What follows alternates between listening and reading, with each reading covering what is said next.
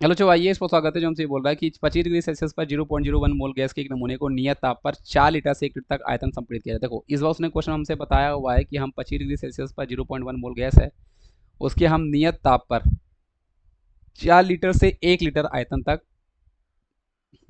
उसको हम संपीड़ित कर रहे हैं। संपीड़ित मतलब उसको हम लोग कंप्रेसित कर रहे हैं, मतलब वर्क डन हम कर रहे हैं। तो ये तो वैसे भी प्लस आना चाहिए था, ये work done on the system है। यदि बाह्य दाब उसने बोल दिया तो प्रक्रम में किया गया कार्य। इस बार उसने क्वेश्चन हमसे बाह्य दाब बोला हुआ है, मतलब आपके पास एक्सटर्नल प्रेशर भी उसने हमसे क्वेश्चन बोला हुआ है और वॉल्यूम चेंज भी आपसे बोला हुआ है। तो आपके पास वर्क डन का फॉर्मूला हमारे पास जो होता है बच्चों, आपके पास minus P external delta V के डेटा हमारे पास यहाँ पे अवेलेबल है बच्चों। तो आप यही डायरेक्टली यहाँ पे यूज कर सकते हो।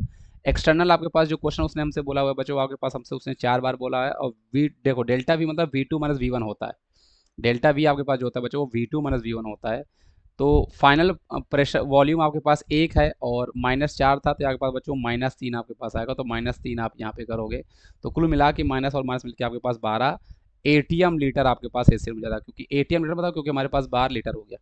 पर आंसर हमारे पास जूल में दिया बच्चों, उसको आप जूल में कन्वर्ट करोगे तो आपको पता होना चाहिए बच्चों कि एक एटीएम लीटर जो हमारे पास होता है बच्चों वो 101.3 जूल के बराबर आपके पास होता है बच्चों। तो आप इसको 101.3 आप यहाँ पे मल्टीप्लाई करोगे, तब जाके बच्चों आपके पास वो आपके पास कन्वर्ट हो जाएगा।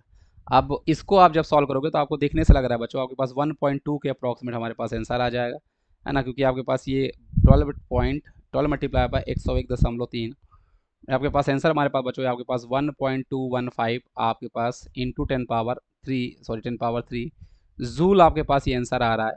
तो आंसर हमारे पास ऑप्शन नंबर कौन सा इसके लिए ज़्यादा अच्छा है? ऑप्शन नंबर ए इसके हमारे लिए ज़्यादा अच्छा है।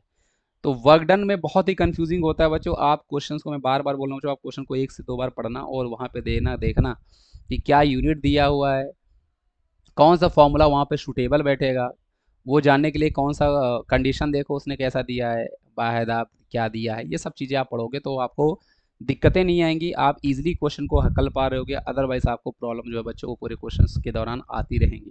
Thank you.